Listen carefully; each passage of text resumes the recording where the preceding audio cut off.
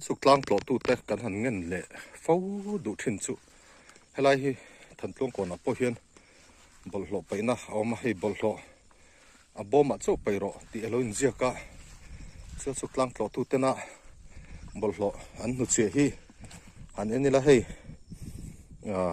plastic bottle te thei tui te le a in chi chu rang rang te polythene hatiang ang chi hian inok me hei hasira po hian zubur ruak te awma kan tlang hi min dim doi pui veula in ron leng zel du ni pon nuam ti tak la fai taka kan len tlan theina turin helai hun bol hlo paina hi a chunga chau hian min paisak to thin turin kan han ngen chewa zu tein lo in ani pon mani zu in na hmuna nu chia mai lo in heng bol hlo bom na hmuna hianin min paisak ula